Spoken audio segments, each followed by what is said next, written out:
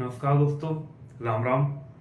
कैसे हैं आप सब लोग। आशा करते हैं कि आप लोग अच्छे होंगे और भगवान से प्रार्थना करते हैं कि आप सब लोग हमेशा ऐसे अच्छे बने रहें। आज हम लोग अंग्रेजी साहित्य को समझेंगे, इंग्लिश लिटरेचर। ओके, इसको हम लोग सिर्फ ये समझेंगे कि ये क्या होता है, इसका मेन पर्पस क्या होता है। इसके बाद फिर हम लोग बात करेंगे बुंदेली ज्ञान की।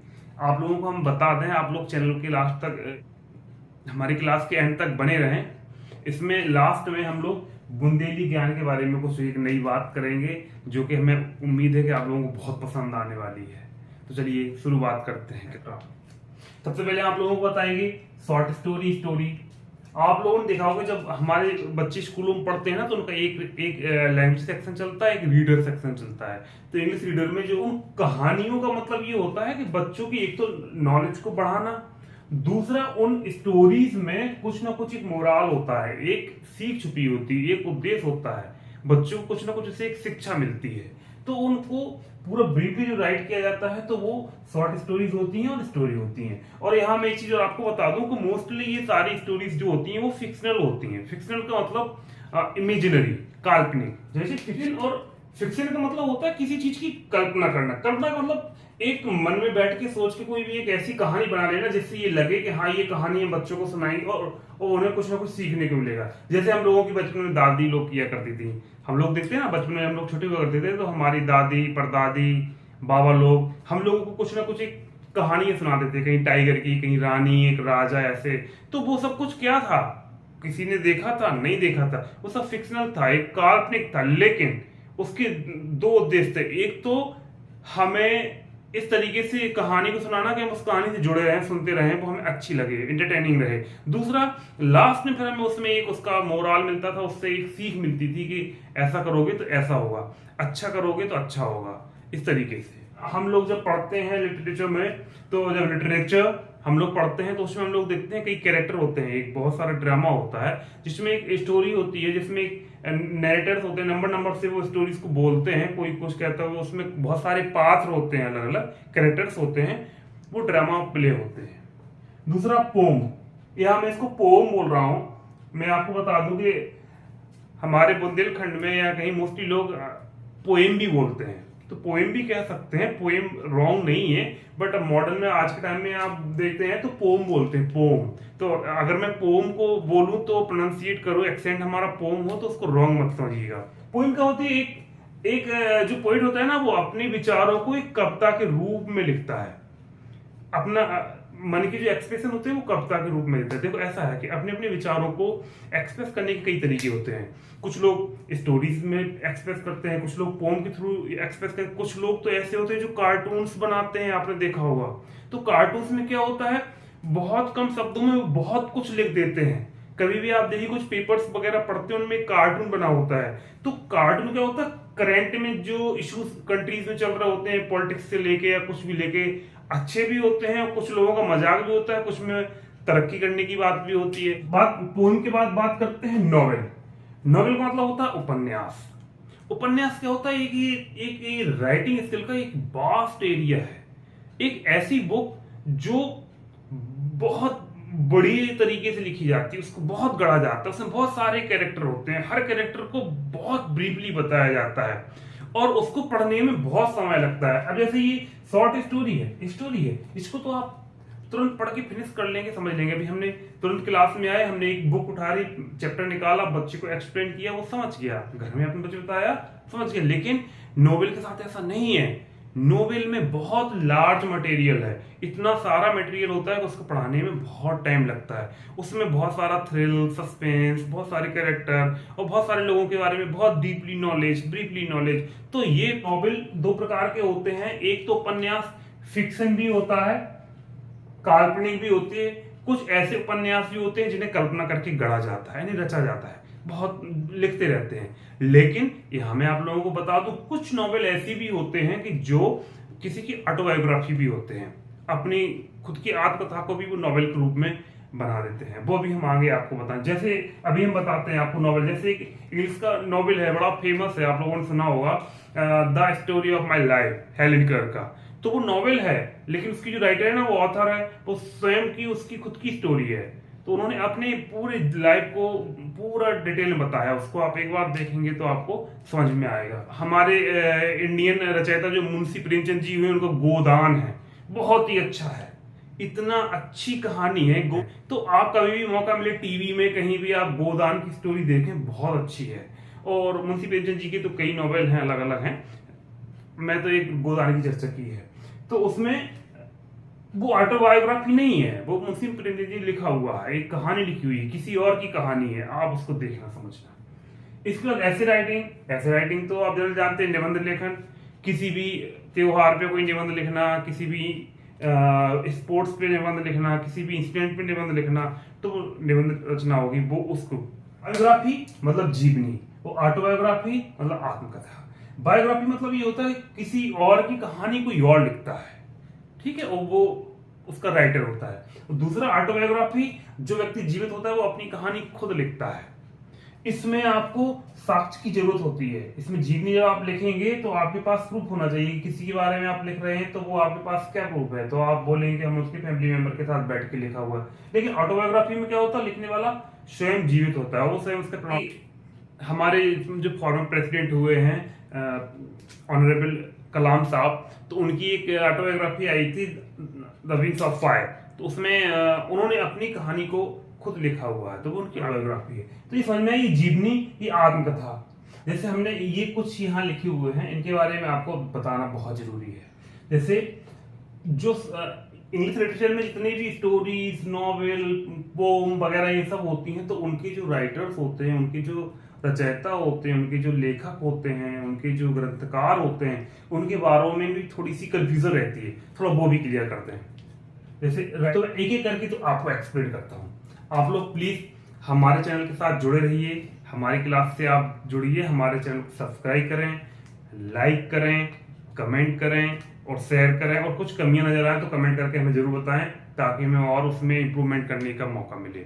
और अभी ये सब चीजें मैं इसलिए बताते चल रहा हूँ क्योंकि इनकी जब हम बीच में चर्चा करेंगे ना, कभी जब हम कोई टॉपिक चल रहा होगा, ये वर्ड जब बीच में आएंगे तो आप लोगों को भी समझ में भी दिक्कत नहीं होगी और हमें भी समझाने में दिक्कत नहीं होगी।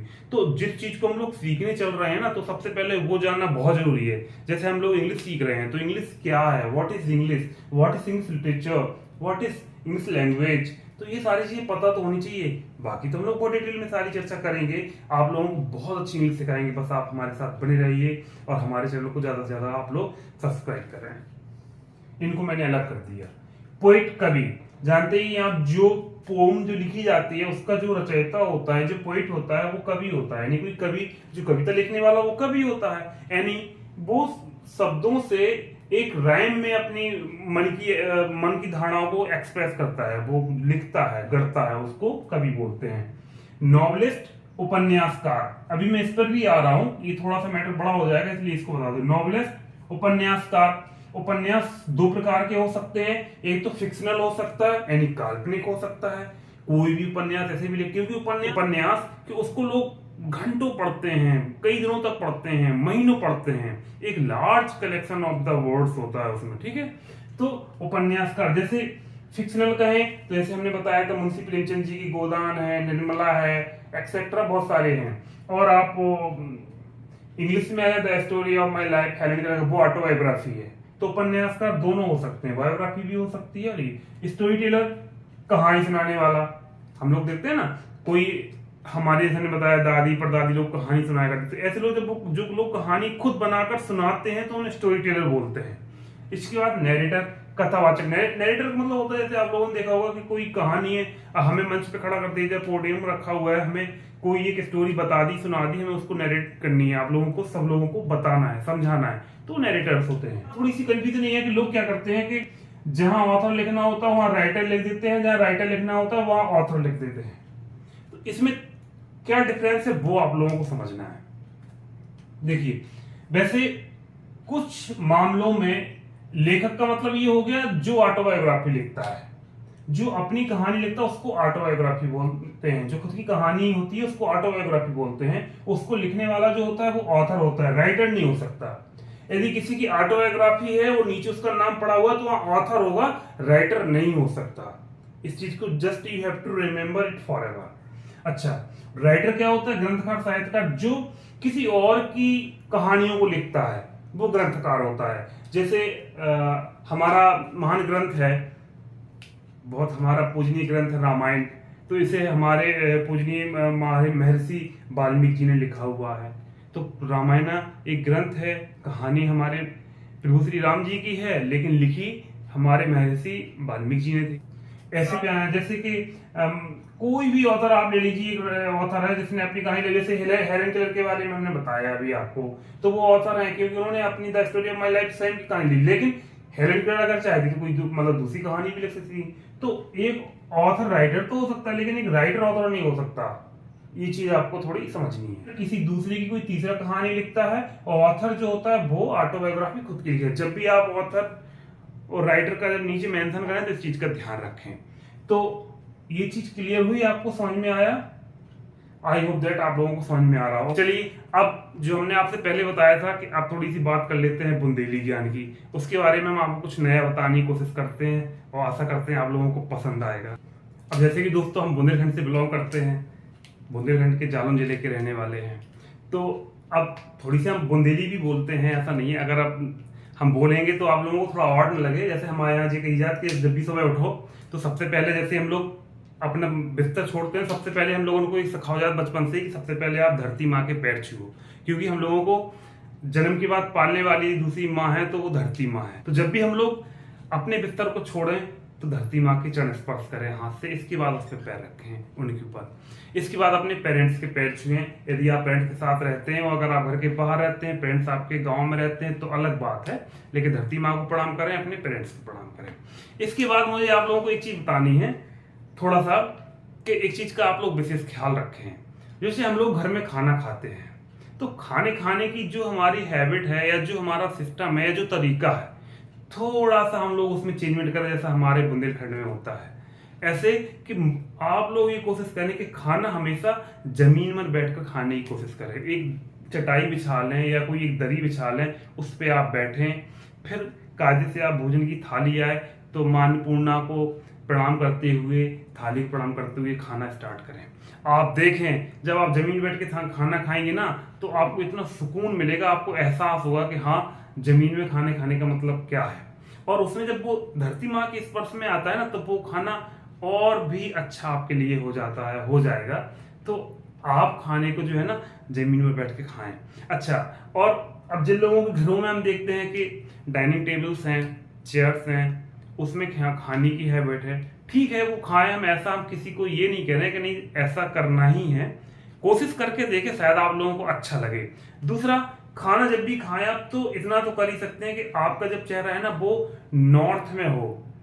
अब आप सोच रहे होंगे कि ऐसा क्यों बोल रहे हैं। नॉर्थ का मतलब ये है कि हमारे देश में जितने भी ज्यादा से ज्यादा देवभूमि नॉर्थ को बोला जाता है, अमरनाथ जी हैं, केदारनाथ जी हैं और बद्रीनाथ धाम है, सारे मोस्टली देवालय जो है ना वो नॉर्थ पड़ते हैं। हिमालय है, कैलाश पर्वत, हमारे मतलब जितने भी देवी देवता हैं, हमारे भगवान है, वो सारे नॉर्थ से मोस्टली नॉर्थ में है। तो अगर हम लोग उत्तर दिशा में मुंह करके खाना खाते हैं तो सबसे पहले प्रभु को प्रणाम करेंगे, फिर खाना खाएंगे, तो भोजन वो हमारा भोजन नहीं, वो प्रसाद की तरह होगा। प्रसाद तो वैसे भी होता, जब धरती माँ के स्पर्श में वो आएगा तो वो प्रसाद तो हो ही जाएगा आपके लिए, और निश्चित रूप से वो आपको बहुत शरीर में लगेगा। दूसरा, आप पूर्व दिशा में मुंह करके खाना खा सकते हैं, क्योंकि वहां से हमारे भगवान सूर्य जी का उदय होता है, सूर्योदय होता है, तो वो दिशा बहुत अच्छी होती है। और तीसरी बात ये बोलनी है कि जिस बिस्तर पे हम लोग उठते बैठते हैं उस पे तो खाना बिल्कुल भी नहीं खाना चाहिए। ऐसा हमारे बुंदेलखंड में हमारे जो बुजुर्ग हुआ करते हैं, वो लोग कहते हैं कि जो हम लोगों का बिस्तर होता है उस पे खाना नहीं खाना चाहिए। कोशिश करें, खाने को प्रणाम करें, आपको बहुत अच्छा लगने लगेगा जब आप खाएंगे। तो मेरी बात को आप थोड़ा सा, I humbly requested to all of you that please follow it. तो हम आप लोगों से ये हम्बली रिक्वेस्ट करेंगे, विनम्र निवेदन करेंगे, थोड़ा सा आप इसको फॉलो करके देखें। और दूसरा, आपसे एक विनम्र निवेदन है कि जब भी आप लोग खाना खाएं उस समय प्लीज प्लीज प्लीज आप लोग मोबाइल फोन, टीवी एक्सेट्रा कोई भी गैजेट को ना देखें। अरे आप कुछ दिन शांति में बैठ के खाना खा कर तो देखिए कितना सुकून मिलता है, और वो खाना आपके शरीर को बहुत लगेगा। तो इन्हीं शब्दों के साथ बस आज के लिए इतना, मिलते हैं अगली क्लास में। हाँ, कुछ कमी लगे, कोई सुझाव देना हो तो कमेंट बॉक्स में आप जरूर लिखें, और हमारे चैनल को सब्सक्राइब करें और लाइक करें, कमेंट्स करें। Thank you so much. Ram Ram.